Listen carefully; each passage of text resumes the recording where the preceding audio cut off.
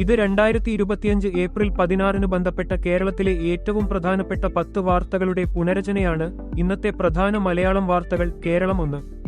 നടി വിൻസി അലോഷ്യസ് പീഡനത്തിനിരയായി. മലയാള സിനിമാതാരമായ വിൻസി അലോഷ്യസ് തന്റെ സഹനടൻ സെറ്റിൽ മയക്കുമരുന്നിന്റെ സ്വാധീനത്തിൽ പീഡിപ്പിച്ചുവെന്ന് വെളിപ്പെടുത്തി. ഇവരെ പിന്തുണച്ച് നിരവധി കലാകാരന്മാർ രംഗത്തെത്തിയിട്ടുണ്ട്. ഇനി മയക്കുമരുന്ന് ഉപയോഗിക്കുന്നവരുമായി ജോലി ചെയ്യില്ലെന്ന് നടി വ്യക്തമാക്കിയിട്ടുണ്ട്. 2.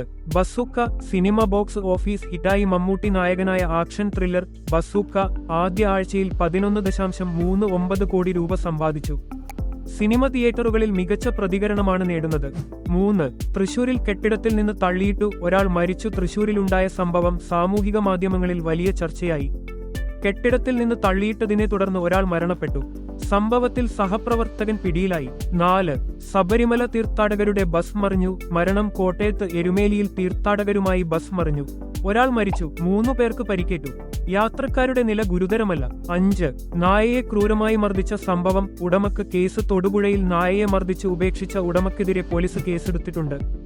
സംഭവം സമൂഹമാധ്യമങ്ങളിൽ വലിയ പ്രതിഷേധമുണർത്തി. 6. KSRTCയുടെ ആദ്യ വനിതാ ഡ്രൈവർ ചരിത്രം സൃഷ്ടിക്കുന്നു. അനേകം വെല്ലുവിളികൾ അതിജീവിച്ച ശേഷം ഡ്രൈവിംഗ് ജോലിയിൽ എത്തിച്ചേരുന്ന ആദ്യ വനിതാ KSRTC ഡ്രൈവറായവർക്കായി സമൂഹം അഭിമാനിക്കുന്നു. 7. Vlogger Thoppi arrest. കോഴിക്കോട്ടെ ഒരു സ്വകാര്യ ബസ്സിൽ യാത്ര ചെയ്യുന്നതിനിടെ പിസ്റ്റൾ കാണിച്ച് ഭീഷണിപ്പെടുത്തിയ സംഭവത്തിൽ വ്ളോഗർ തോപ്പി എന്നറിയപ്പെടുന്ന യുവാവ് പിടിയിലായി.